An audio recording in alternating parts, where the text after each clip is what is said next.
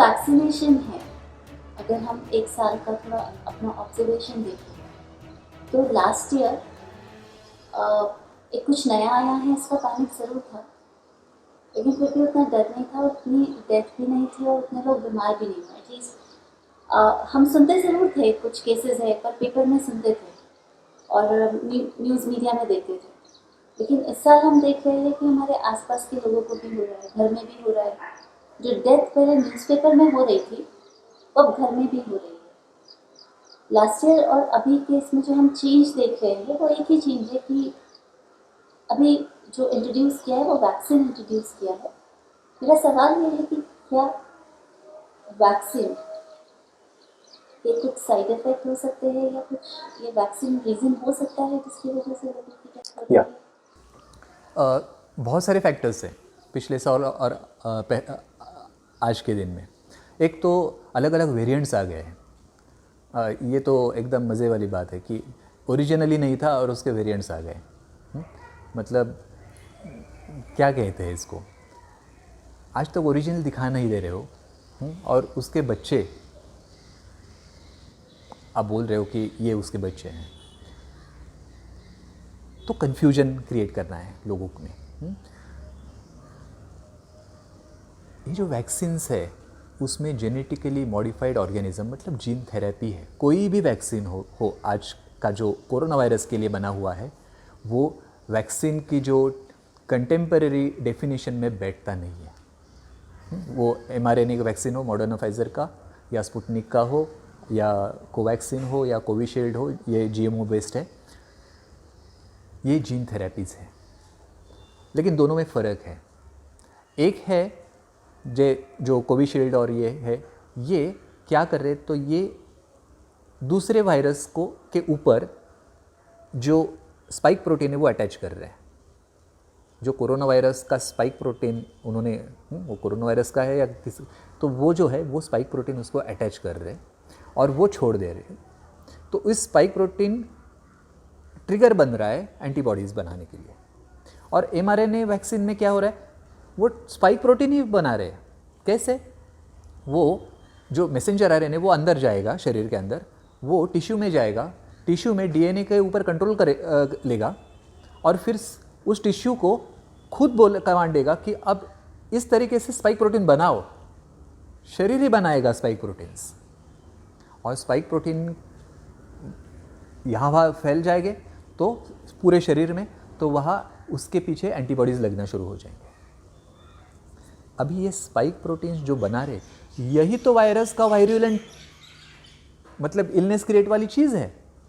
Toxic जो चीज़ है जिससे इन्फ्लेमेशन हो सकता है, जिससे एंटीबॉडीज़ को ट्रिगर हो जाएगा ज़्यादा, और एंटीबॉडीज़ इतने बढ़ेंगे।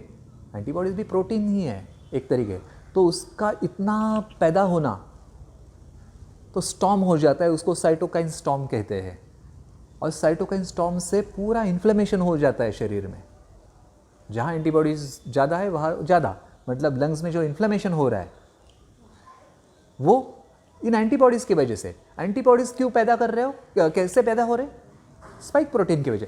मतलब vaccination antibodies uncontrollable growth of antibodies कर रहा है।